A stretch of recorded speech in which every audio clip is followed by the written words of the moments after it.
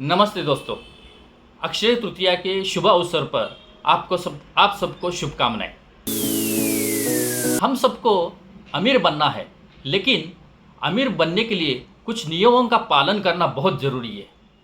अमीर बनना एक खेल है और खेल को जीतने के लिए उसके नियम हमको अच्छे से पता होना बहुत ज़रूरी है। पहला नियम, हमें कुछ सपने देखने होंगे और वो सपने पूरे करने की तारीख हमको तय करनी होगी। जब हम सपनों को पूरा करने की तारीख तय करते हैं तो उसे बोलते हैं गोल या लक्ष्य। और आज हमारा सब्जेक्ट है फाइनेंशियल गोल्स। उस फाइनेंशियल गोल हम 3 एरिया में डिवाइड कर सकते हैं। पहला एरिया सेविंग्स के गोल, दूसरा एरिया नीड्स के गोल और तीसरा एरिया वांट्स के गोल। सेविंग्स के गोल में कौन से गोल आते हैं? मान लो अगर आपके 2 बच्चे हैं तो 2 बच्चों का पढ़ाई का जो खर्चे उसका एक गोल होगा। दूसरी, उनकी शादी जो करनी है उसके लिए दूसरा गोल होगा। और तीसरा और महत्वपूर्ण, अपने रिटायरमेंट प्लानिंग का गोल। नीड्स के गोल में कौन सा गोल आता है? उसमें एक महत्वपूर्ण गोल आता है अपना सपनों का घर बनाना। वांट्स में कौन से गोल आते हैं? वांट्स में पहला आता है आपका कोई लग्जरी कार लेना हो तो वो एक गोल हो गया, और अगर आपको कहाँ घूमने जाना है तो ये सेकंड गोल हो गया। भी हमें ये गोल का प्लानिंग कैसे करना है ये एक उदाहरण से समझ के लेते हैं। मान लो अगर आपके बच्चों की पढ़ाई करनी है या आपको कुछ डॉक्टर बनाना है, इंजीनियर बनाना है, तो उसके लिए आपको आज का उसका खर्चा कितना आता है वो निकालना पड़ेगा। समझ के लेंगे इंजीनियर बनाने के लिए आज हमको उसको 4 साल में 10 लाख रुपया लगता है।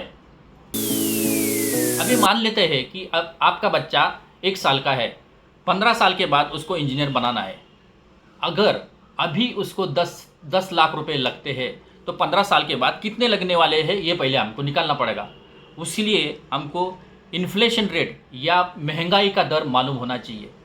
अभी प्रेजेंटली महंगाई का दर 7% है, तो 15 साल के बाद अगर हम ये महंगाई का दर पकड़ के लगने वाला अमाउंट कैलकुलेट करते हैं तो वो रफली हो जाएगा तो आपका 27 या 28 लाख। इससे हमको क्या मिला? अपना टारगेट मिला कि हमको 27 से 28 लाख 15 साल के बाद जुटाने हैं। तो उसके लिए एक सिम कैलकुलेटर आता है जो आपको कोई भी गूगल पे जाओ उस पर मिलेगा। तो उससे आपको कैलकुलेट करना है कि मुझे अभी सिस्टमेटिक इन्वेस्टमेंट प्लान में हर महीना कितना रुपया इन्वेस्ट करना पड़ेगा, तो मुझे 15 साल के बाद 28 लाख रुपए मिलेंगे। हमें SIP कैलकुलेशन करने के बाद ये पता चलता है अगर हम 4000 रुपया हर महीना 15 साल तक जमा कर देंगे और उसमें अगर हमको 15% इंटरेस्ट मिलता है तो वो अमाउंट हो जाएगा अपना 27 तो 28 लाख रुपया। तो हमें बच्चे की पढ़ाई का प्लान करने के लिए हर महीना 4000 SIP में डालना पड़ेगा, तो ही वो अमाउंट 27-28 लाख हो जाएगा, जिससे अपने बच्चे का एजुकेशन हो जाएगा। ये हो गया आपका एक प्लान। ऐसे हर एक प्लान के लिए आपको SIP करना है विथ डिफरेंट गोल्स, और वो उसमें अपना अमाउंट उतना ही जितना आपका टारगेट है उतना डालना है। तो वो 15 साल 20 साल के बाद जब इतना इन्वेस्ट करेंगे तो वो सब आपके गोल अचीव होंगे।